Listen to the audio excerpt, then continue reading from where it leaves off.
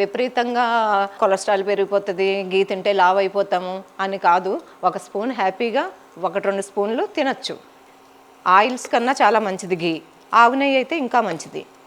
So ఇలా 2 వైపులా మనం చక్కగా దీన్ని కాల్చుకొని తర్వాత పైన కోకోనట్ పౌడర్ ఉంటే కోకోనట్ పౌడర్ని స్ప్రెడ్ చేసుకోండి, లేకపోతే డ్రై ఫ్రూట్స్ని పైన డెకరేట్ చేయండి. పిల్లలకి చూడడానికి కూడా బాగుంటుంది, తినడానికి కూడా బాగుంటుంది. డ్రై ఫ్రూట్స్ కూడా మనకి మెగ్నీషియం ఇవన్నీ ఉంటాయి మనకి క్యాజులో అవి. సో కిస్మిస్, జీడిపప్పు, బాదాం ఇవన్నీ కూడా మంచి ప్రోటీన్ సోర్స్ కాబట్టి గ్రోనప్ చిల్డ్రన్కి కానీ వర్కౌట్స్ చేసే వాళ్ళకి కానీ గుడ్ ప్రోటీన్ ఉంటుందన్నమాట.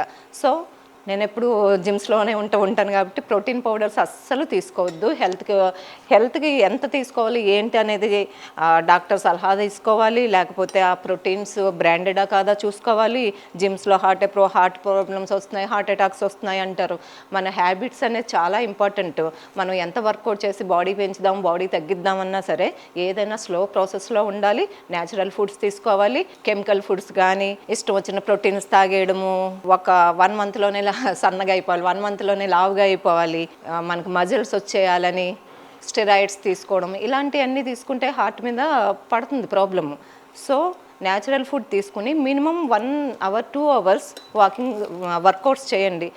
ఏమీ చేయలేని వాళ్ళు చక్కగా వాకింగ్ చేసుకోండి, సైక్లింగ్ చేసుకోండి, స్విమ్మింగ్ చేసుకోండి. These are good for health.